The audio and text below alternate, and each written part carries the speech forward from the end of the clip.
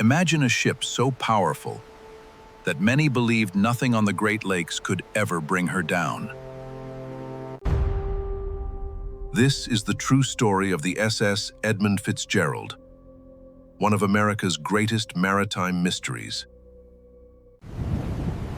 Imagine standing aboard a ship so massive, it seemed almost impossible that anything could bring her down.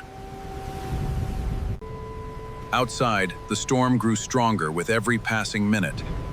Inside, the crew stayed focused on keeping the giant freighter moving. Then, through the crackling radio, came a calm voice that would soon echo through maritime history. We're holding our own.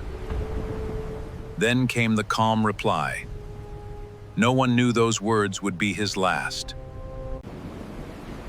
Minutes later, the radar contact disappeared. The giant freighter had simply vanished into the storm. 29 experienced sailors vanished into the freezing darkness. Not one of them would return home. Before tragedy made her famous, the Edmund Fitzgerald was the pride of the Great Lakes. In 1958, a new giant entered service, built to carry America's steel industry across the Great Lakes. Each successful voyage strengthened her reputation as one of the safest and most dependable ships on the lakes. Captains respected her, crews trusted her. Every safe arrival strengthened the ship's remarkable reputation. For years, she conquered fierce storms, convincing many she could withstand almost anything Lake Superior delivered. But the Great Lakes had a reputation of their own. Beautiful when calm, merciless when the weather. Lake Superior, the largest of them all, earned a chilling nickname, the Inland Sea. Every experienced sailor aboard believed they had survived the worst before. None knew what was coming. On November 9, 1975, the Edmund Fitzgerald departed Superior, Wisconsin, carrying more than 26,000 tons of iron ore. Another freighter, the Arthur M. Anderson, followed a similar route across Lake Superior. Weather forecasts warned of rough conditions, but storms were common on Lake Superior in November.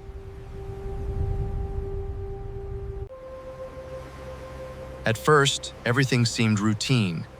The crew pressed on as the weather slowly deteriorated. Hour by hour, the wind strengthened. 30 miles per hour became 50. Then, conditions grew steadily worse. By evening, the wind had become relentless, and waves were rising higher around the freighter. Soon, hurricane-force gusts swept across the lake, while towering waves crashed against the hull. By now, visibility was collapsing, and the waves were striking the freighter with frightening force. Inside the bridge, Captain McSorley and his crew faced conditions that demanded constant attention. Visibility nearly disappeared beneath the rain, spray, darkness, and towering waves.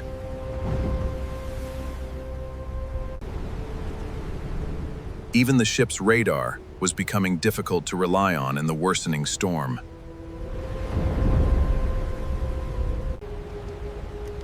Captain Ernest McSorley continued navigating through conditions that tested every decision. Then, without warning, the weather grew even worse.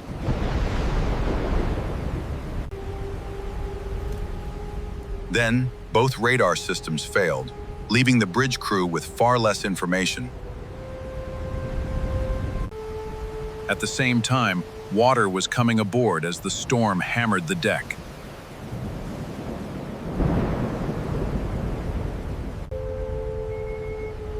The vessel was taking on water and beginning to develop a noticeable list. Captain McSorley reported several problems as the storm continued to intensify. Engine was screaming right in. At around 7:10, the Arthur M. Anderson radioed to ask how the Fitzgerald was doing.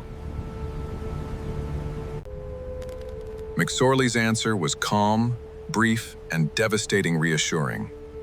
We are holding our own.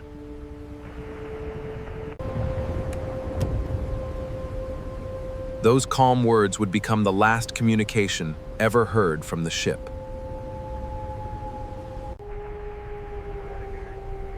On the Anderson, the Fitzgerald remained visible on radar, fighting somewhere ahead. Then, the radar contact disappeared.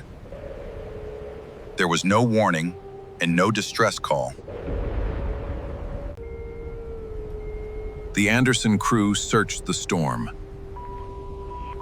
but the Fitzgerald was nowhere to be seen. There was no explosion, no mayday, and no lifeboat waiting in the waves. Through the night, aircraft and ships began searching Lake Superior for survivors.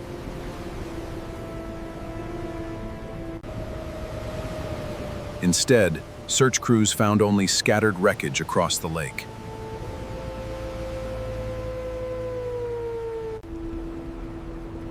They found life jackets, lifeboats, and pieces of the vessel, but no crew.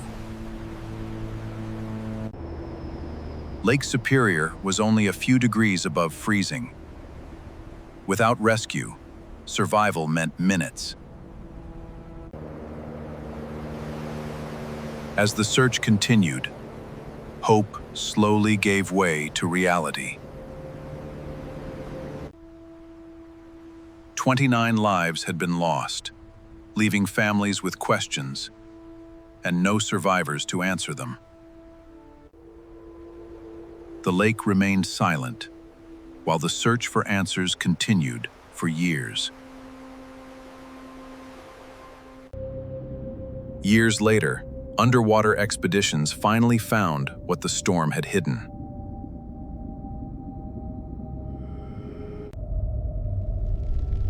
The wreck rested more than 500 feet beneath the surface.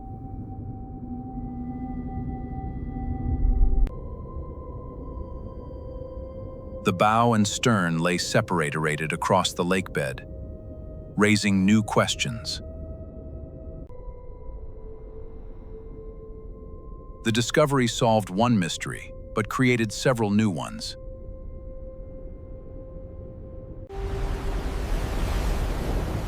One theory suggests enormous waves overwhelmed the vessel faster than the crew could respond.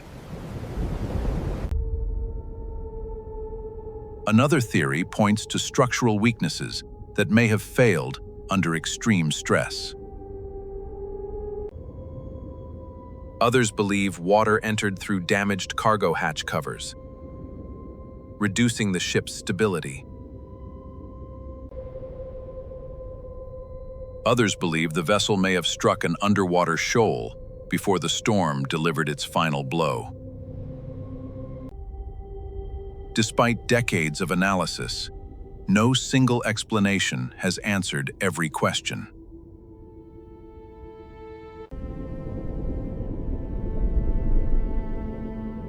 Perhaps that's why the story still fascinates people around the world.